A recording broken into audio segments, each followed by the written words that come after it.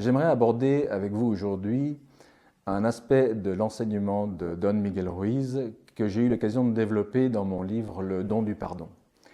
J'appelle ça les renversements d'accords toltèques. Alors pourquoi ce nom? Eh bien, si vous faites de la musique, vous saurez que lorsqu'on fait un accord, Do, Mi, Sol, on peut également renverser cet accord, c'est-à-dire jouer Sol, Mi, Do ou Mi, Sol, Do.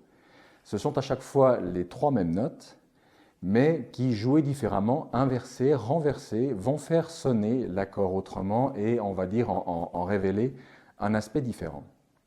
Donc, avec l'idée de renversement d'accords toltèques, eh bien, je voulais montrer que certains des accords toltèques que vous connaissez bien de Miguel Ruiz, parmi ces fameux 4 accords toltèques, peuvent, lorsqu'on les renverse, lorsqu'on les inverse, révéler une facette de leur utilisation que d'habitude on ne connaît pas.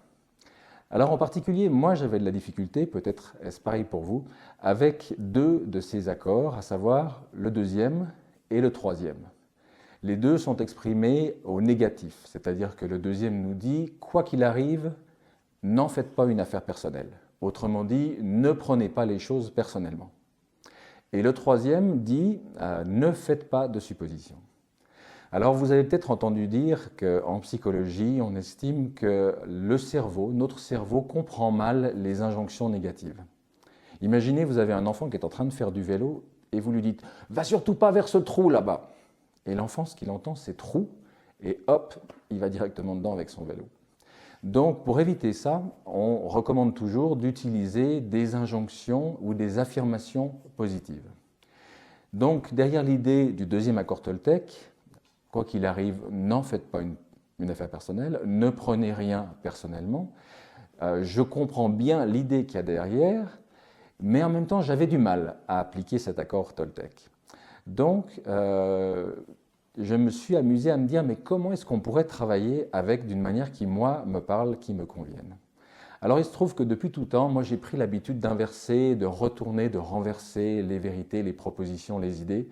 D'abord parce que c'est souvent très humoristique, hein, c'est la base de l'humour d'inverser les choses, et puis aussi parce qu'on fait souvent ressortir des vérités inattendues comme ça.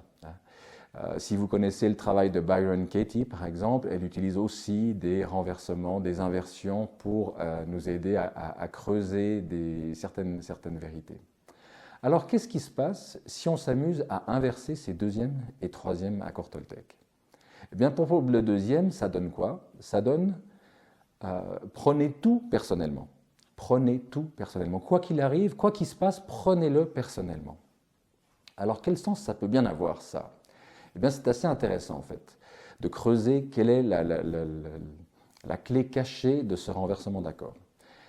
Ce qui m'est apparu, c'est qu'en fait, si je réagis personnellement à ce que vous me dites, si par exemple vous me traitez d'idiot et hop, je me vexe, ouais, je ne suis pas content, je le prends mal, qu'est-ce que ça veut dire? Si j'en fais une affaire personnelle, c'est parce que j'ai ce même jugement envers moi-même. Il y a une partie de moi qui pense qu'effectivement, je suis qu'un pauvre idiot.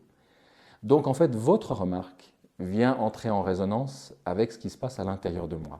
Votre remarque m'aide à prendre conscience d'un jugement que j'ai encore en moi, et par là même, elle va m'aider à identifier quelque chose que je dois guérir à l'intérieur de moi.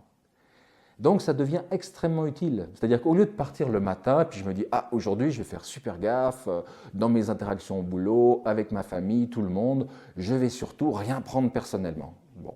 Et puis en fait, ça tient un quart d'heure, une demi-heure, puis crac, une remarque d'un collègue et on a oublié nos belles résolutions. Au lieu de faire ça, imaginez que vous démarrez votre journée en disant « Ok, super, aujourd'hui, je vais voir tout ce qui me fait réagir. On va voir si ma femme, si mon mari, si mes collègues au bureau, mon patron disent ou font des choses qui me font réagir. » Et quand ça arrive, bon, effectivement, ce n'est pas forcément très agréable, hein, on se met en colère, on se vexe, on réagit, mais on se dit « Waouh, super, là, je viens d'identifier une partie en moi qui a besoin d'être guérie, qui a besoin d'être soignée. Je vais pouvoir faire un travail là-dessus. » Vous savez, c'est une image qu'utilise d'ailleurs Don Miguel Ruiz, c'est un peu comme si on a des plaies à certains endroits sur le corps, des plaies ouvertes ou des brûlures, ce qui fait que même si je vous caresse le bras, ça vous fait mal parce que vous avez la peau qui est irritée à cet endroit-là. Maintenant, si j'utilise les interactions que j'ai avec autrui et les réactions que cela suscite comme un moyen d'identifier où en moi il y a encore des zones douloureuses, où en moi il y a encore des blessures, eh bien ça permet de faire un travail fantastique. Donc à partir de là, le couple Le travail, la vie de famille, toutes nos interactions vont devenir des moyens d'identifier ce qui se passe en nous. Et si chaque fois que je réagis à quelque chose, j'en profite pour faire ce travail-là, j'en profite pour venir guérir et soigner ce qui doit l'être, eh bien un jour, tout naturellement, effectivement, quoi que les autres disent, je ne le prendrai plus personnellement. Je n'en ferai plus une affaire personnelle. Parce qu'il n'y aura plus rien en moi qui viendra entrer en résonance avec ce que l'autre personne m'a dit.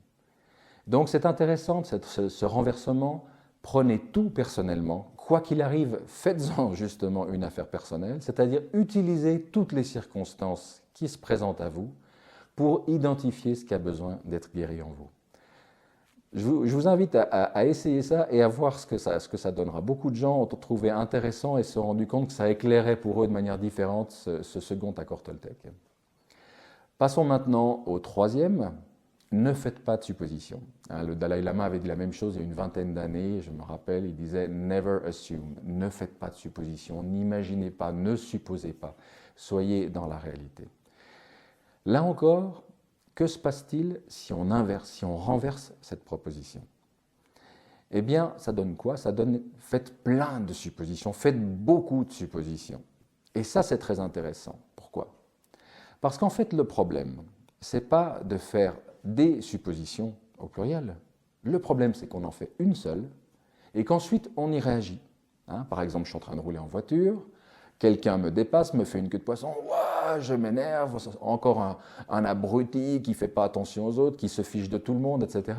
Je fais une supposition et en fonction de cette supposition, ensuite je me mets en colère, je m'énerve et j'ai une énorme réaction intérieure. En réalité, je ne sais pas du tout pourquoi ce conducteur s'est comporté de cette façon-là. Et si, au lieu de lui prêter une seule intention, la pire, forcément c'est un idiot, forcément c'est un égocentrique, un égoïste, un type qui s'en fout des autres, si au lieu de lui prêter juste une intention, j'en prêtais 2, 3, 4, par exemple, de me dire, tiens, si ça se trouve, il est en train de faire une crise d'asthme, il faut qu'il trouve rapidement une pharmacie, sinon il va crever au volant. Troisième hypothèse, peut-être que sa femme est en train d'accoucher sur la banquette arrière. S'il ne parvient pas rapidement à un hôpital, la pauvre risque d'accoucher dans la voiture.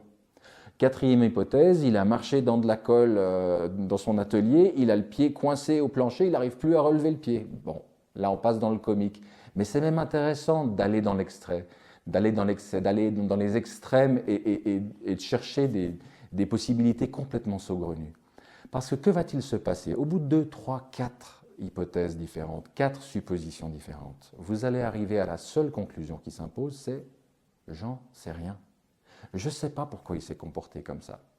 Ça me déplaît, j'aime pas qu'on me fasse des queues de poisson, c'est dangereux, mais je ne vais pas en faire une affaire, je ne vais pas laisser mon mental partir en vrille et ensuite mon cœur alimenter de ses émotions et de ses sentiments ce que mon mental a imaginé.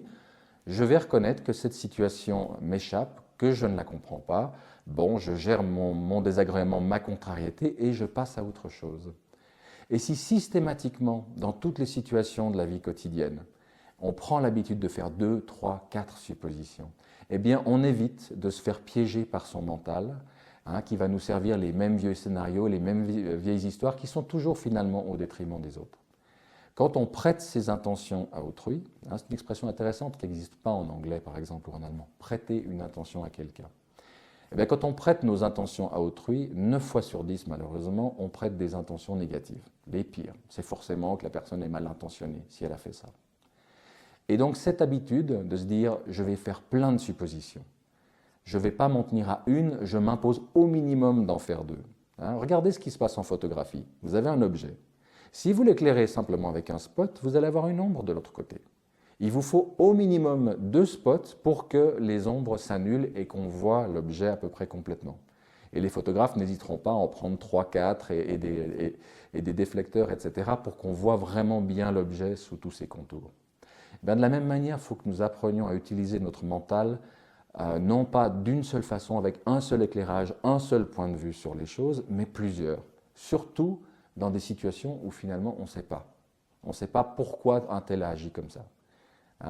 Si le président de la République en France prend une décision que je ne comprends pas, je ne peux pas lui passer un coup de fil puis lui dire « dis donc Nicolas, pourquoi tu as fait ça ou ça ?»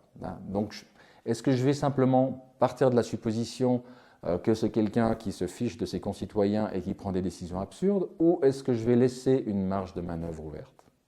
Si mon patron, si des gens que je connais, etc., prennent des décisions et que je ne suis pas en mesure de pouvoir leur poser la question, eh bien, l'habitude de multiplier les suppositions m'évitera de me piéger tout seul. Et ensuite de m'énerver tout seul, ou de m'attrister tout seul, ou d'être vexé tout seul. C'est vraiment un exercice qui développe la souplesse mentale, qui évite qu'on s'enlise dans des ornières de pensée et qu'on tourne toujours dans la même boue. Donc amusez-vous aussi avec ce retournement d'accord Toltec, ce renversement d'accord Toltec, s'il vous plaît.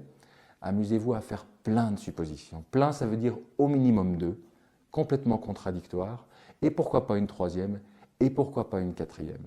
Et ça vous amènera à ne pas subir la tyrannie des premières suppositions, des premières idées, des premiers sentiments qui vous viennent à l'esprit. Voilà, c'est deux outils qui permettent d'une certaine manière de comprendre, de jeter aussi un éclairage différent sur ces accords Toltec que nous propose Miguel Ruiz, quand il nous dit ne prenez pas les choses personnellement, quand il nous dit ne faites pas de suppositions. C'est vers cette liberté-là qu'il s'efforce de nous conduire.